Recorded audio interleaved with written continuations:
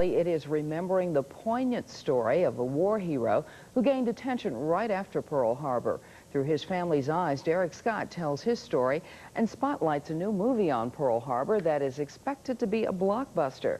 Derek Scott joins us live from the theater tonight. Derek, the movie is expected to be a blockbuster, isn't it? It certainly is, Loretta. In fact, experts are saying this movie might break the all-time box office mark for an opening weekend. They're saying it's going to be huge. Now, one major question this movie faces is, how realistic is it going to be? Of course, we talked with one local man today whose personal Pearl Harbor story would even make a Hollywood screenwriter shake his head in disbelief.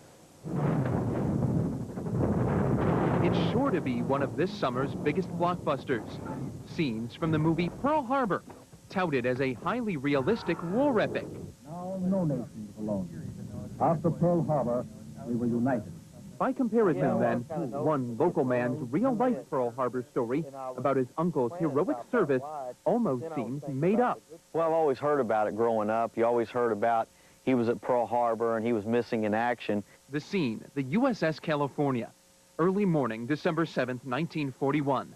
Gunner's mate Eddie Klusmeyer's just finished his shift when the Japanese strike. Local churches held masses in his honor, and a lot of people really grieved. I had an uncle that died of a heart attack, once he heard the news. Days after the attack, Eddie's mother got this telegram.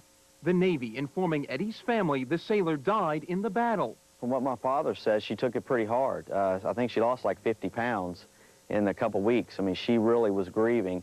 And when she got the letter, she didn't know what to think, whether to believe it was too good to be true, is it a miracle? And it was a miracle. The miracle? 2 weeks later on Christmas Eve, Eddie's family gets a letter, a note Eddie sent just after the battle, wishing everyone happy holidays. A local newspaper picture captured the moment. Eddie's parents reading the message, learning Eddie wasn't dead after all. And he went up deck to do some laundry and smoke a cigarette, and the next thing he knows, they were getting bombed. And he managed to go back to his gun and fire off a few rounds, but then they said abandoned ship.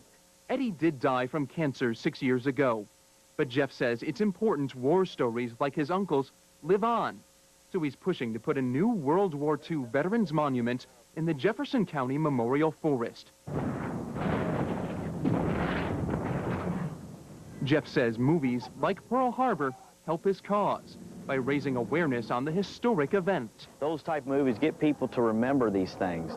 You know, if we don't remember them, we're doomed to repeat history, and we need to know what our forefathers went through and what our uncles and grandfathers went through and the price they paid to fight for our freedom.